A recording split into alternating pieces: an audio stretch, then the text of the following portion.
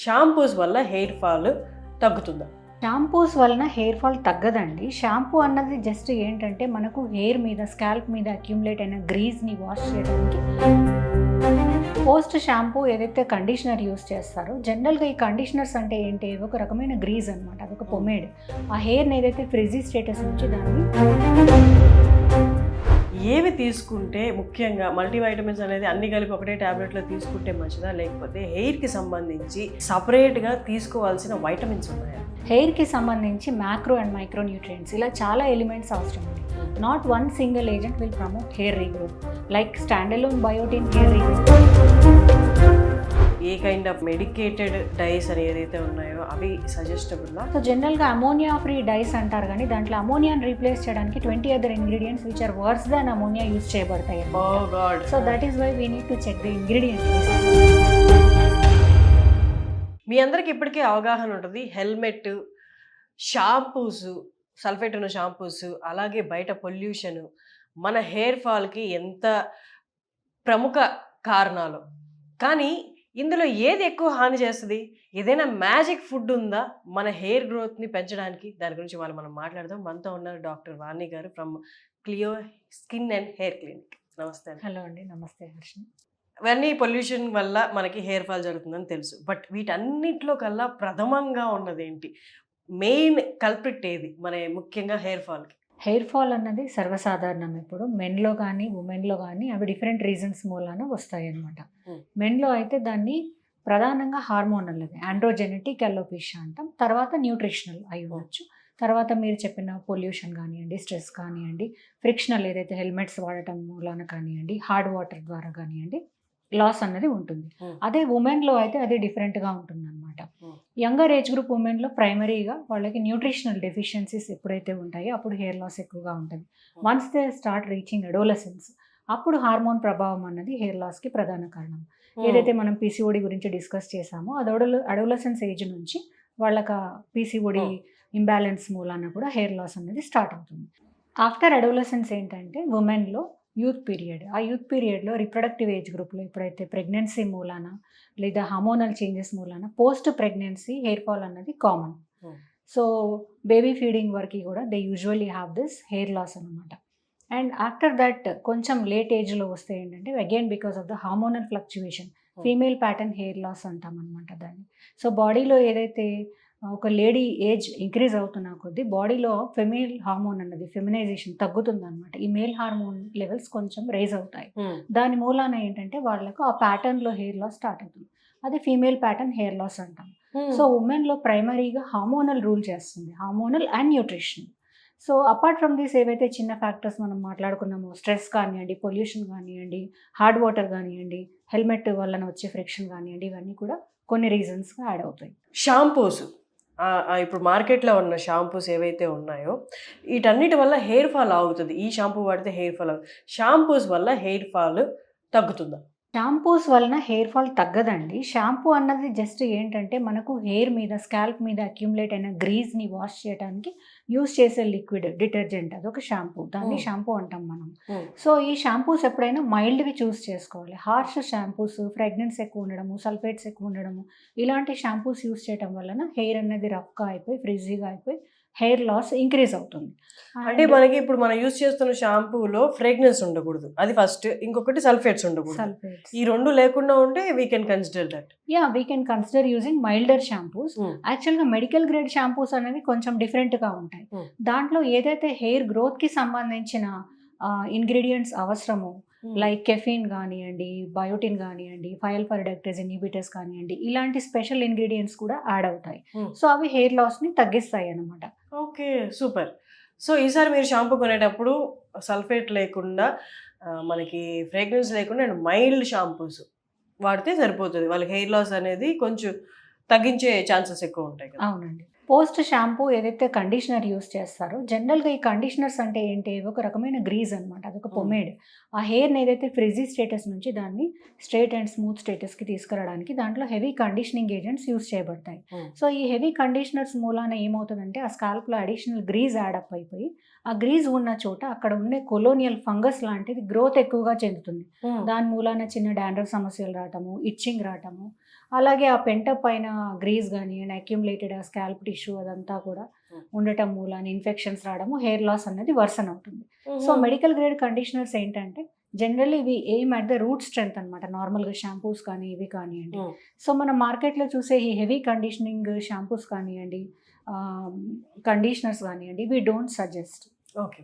For example ఇప్పుడు hard water ఉన్న ఏరియాలో నివసిస్తున్న వాళ్ళకి ఎలాంటి సజెషన్స్ ఇస్తారు? హార్డ్ వాటర్ వల్ల చాలా వరకు హెయిర్ ఫాల్ అనేది వాళ్ళకి అవుతూ ఉంటుంది. హార్డ్ వాటర్ అనేది ఏంటంటే దాంట్లో ఉన్న మినరల్స్ లెవెల్స్ కానివ్వండి, కాల్షియం లెవెల్స్ కానివ్వండి అధికంగా ఉండడం అనమాట. సో ఇలాంటి హార్డ్ వాటర్ యూస్ చేసినప్పుడు ఏమవుతుందంటే హెయిర్ అనేది రఫ్ అవుతుంది, దాని టెక్స్చర్ రఫ్ అవుతుంది. టెక్స్చర్ రఫ్ అవ్వడం, ఫ్రిజీ అవ్వడం మూలాన, ఫ్రిక్షన్ మూలాన హెయిర్ లాస్ అవుతుంది అనమాట. జనరల్గా వాటర్ సాఫ్ట్నర్స్ అన్నది యూస్ చేస్తే చాలా హెల్ప్ఫుల్గా ఉంటుంది. ఇప్పుడు మన యుఎస్ లాంటి అడ్వాన్స్డ్ కంట్రీస్లో వాటర్ సాఫ్ట్నర్స్ అన్నది ఇట్స్ అ జాయింట్ బిజినెస్ అనమాట. For hair loss they are promoting water softeners more than any other medications are. అంటే వాటర్ సాఫ్ట్నర్ అంటే ఏంటి? వాటర్లో వేస్తామా అది? లేదండి, ఫిల్టర్ లాంటిది. సో ఆ ఫిల్టర్స్ ఉపయోగించడం మూలాన ఏవైతే హెవీ మినరల్ డిపాజిట్స్ కానీ అవి కానీ ఉంటాయో అవన్నీ కూడా రెసిడ్యూ కింద రిమూవ్ చేయబడతాయి. అదే మన ఇప్పుడు ఆర్ఓ వాటర్స్ ఉన్నాయి కదా, సేమ్ అలాంటిది అనమాట. అలాంటి technologies, different technologies. Okay. So వీళ్ళకైతే ఇంకా తప్పదు, హార్డ్ వాటర్ ఉన్న ఏరియాలో ఉంటున్న వాళ్ళకైతే సాఫ్ట్నర్స్ యూస్ చేయడం అనేది తప్పనిసరి. సాఫ్ట్నర్స్ యూస్ చేయడం వలన చాలా బెనిఫిట్ ఉంటుంది. ట్రాపికల్గా అప్లై చేసే కొన్ని సొల్యూషన్స్ ఉన్నాయి హెయిర్ గ్రోత్ కోసం, హెయిర్ ఫాల్ ఆపడానికి కోసం. కానీ మార్కెట్లో చాలా ఉన్నాయి. దాంట్లో ఏవి ఉంటే దాంట్లో అది బెస్ట్, కొన్ని ఇవి ఉంటే కనుక అవాయిడ్ చేయండి అని చెప్పగలిగినవి ఏమైనా ఉన్నాయా? ఓకే. హెయిర్ రీగ్రోత్కి సంబంధించి చాలా మాలిక్యూల్స్ ఉన్నాయండి. లైక్ ప్రధానంగా ద గోల్డెన్ మాలిక్యూల్ అనేది మినాక్సిడిల్, తర్వాత కెపెక్సిల్, ప్రోకాపిల్, రిడెన్సిల్, ఇలా చాలా మాలిక్యూల్స్ ఉన్నాయన్నమాట. సో ఈ మినాక్సిడిల్ అనేది ఎప్పుడంటే రెసిస్టెంట్ హెయిర్ లాస్ ఉంటుందో అప్పుడు యూస్ చేస్తాం. జనరల్గా మినాక్సిడిల్ యాక్షన్ రావడానికి కూడా 8 to 10 weeks పడుతుంది. అది ఎంబటే కానీ మనకి రిజల్ట్స్ రావు. సో ఈ మినాక్సిడిల్ ఎప్పుడైతే యూస్ చేస్తామో it has to be used on longer run అనమాట. అంటే జనరల్లీ 8 to 10 months కానీ మినిమం 1 year కానీ యూస్ చేయాల్సి ఉంటుంది. And life long, in case of male pattern balding అయితే లైఫ్ లాంగ్ మినాక్సిడిల్ యూస్ చేయాల్సి ఉంటుంది. సో ద అదర్ మాలిక్యూల్స్ ఏవైతే ఉన్నాయో రిడెన్సిల్, కెపెక్సిల్, ప్రోకాపిల్, అనాగేన్, ఇలాంటి మాలిక్యూల్స్ మనం మినాక్సిడిల్కి ఆల్టర్నేటివ్గా మార్కెట్లో ఎక్కువగా వస్తున్నాయి. సో ఈ మాలిక్యూల్స్ ఏంటంటే కంపేర్ టు మినాక్సిడిల్ కొంచెం మనకి ఎప్పుడైతే మినాక్సిడిల్ అవాయిడ్ చేయాలనుకుంటున్నామో లాంగర్ రన్లో we don't want to use, then we can go for the alternative molecules. ఈ ఆల్టర్నేటివ్ మాలిక్యూల్స్ యూస్ చేసినట్లయితే that will benefit the hair regrowth అనమాట. Okay, super. ఇప్పుడు మల్టీవైటమిన్స్ అంటున్నారు కదా, ఏవి తీసుకుంటే ముఖ్యంగా మల్టీవైటమిన్స్ అనేది అన్ని కలిపి ఒకటే ట్యాబ్లెట్లో తీసుకుంటే మంచిదా, లేకపోతే హెయిర్కి సంబంధించి సపరేట్గా తీసుకోవాల్సిన వైటమిన్స్ ఉన్నాయా? ఓకే. హెయిర్కి సంబంధించి మ్యాక్రో అండ్ మైక్రో న్యూట్రియంట్స్ ఇలా చాలా ఎలిమెంట్స్ అవసరం అండి. Not one single agent will promote hair regrowth. Like standalone biotin hair రీగ్రోత్కి హెల్ప్ అవ్వదు. So there are many micro and micro nutrients like biotin కానివ్వండి, కాల్షియం, జింక్, సో సెలీనియం, ఇలాంటి micro nutrients అన్నీ కూడా వీ నీడ్. కొలాజన్, ప్రోటీన్, ఇలా చాలా అవసరం అవుతాయి. So when you try consuming all of it in one go, అది body దాన్ని అబ్జార్ప్షన్ అంత క్లియర్గా ఉండదు. Most of it is excreted. So nowadays ఏంటంటే మనకి సైక్లికల్ న్యూట్రిషన్ అనే కిట్స్ అవైలబుల్ ఉన్నాయి. సో దాంట్లో ఆ కిట్లో ఎలా ఉంటుందంటే Sunday you take biotin, Monday you take iron, Tuesday you take calcium, Thursday you take selenium, ఇలా డివైడ్ అయ్యి ఉంటాయన్నమాట. సో ఆ ప్రాసెస్ మూలాన సైక్లికల్ న్యూట్రిషన్ అనేది it is the studied upon process. So అది హెల్ప్ అవుతుంది. డెఫినెట్గా it is more beneficial than taking all the supplements in a go. And apart from that, actually generally I don't suggest supplements just like that randomly తీసుకొడం I don't suggest. Only when you need it, when there is a deficiency, then we suggest supplementation. Okay. So ఈ supplements కూడా vitamins కదా, అంటే ఇది మంచిది ఆరోగ్యానికి, అడపదడప ఒకటి వేసేసుకుందాం అన్నది అయితే లేదండి, వీ షుడెంట్ ఫాలో. లేదండి. జనరల్గా ఏడీఈకే అనేవి ఫ్యాట్ సాల్యుబుల్ వైటమిన్స్. అవి ఫ్యాట్లో ఎక్కువ కాలం స్టోరేజ్ ఉండిపోతుంది. ఎక్కువ కాలం ఎప్పుడైతే వైటమిన్ లెవెల్ ఎక్కువగా స్టోరేజ్ అవుతుందో that will lead to toxicity. Oh ఆ God. టాక్సిసిటీ మూలాన కూడా మనకి హెయిర్ లాస్ వస్తుంది అనమాట. So generally we should take the vitamin ఏదైతే ఉందో రికమెండెడ్ డైటరీ అలవెన్స్ అని ఉంటుంది. దాని ప్రకారంగా we have to take it అనమాట. సో విన్నారు కదండి, వైటమిన్స్ కదా, బలం కదా అని చెప్పి వాడిని బట్టాలు మింగినట్టు మింగద్దండి.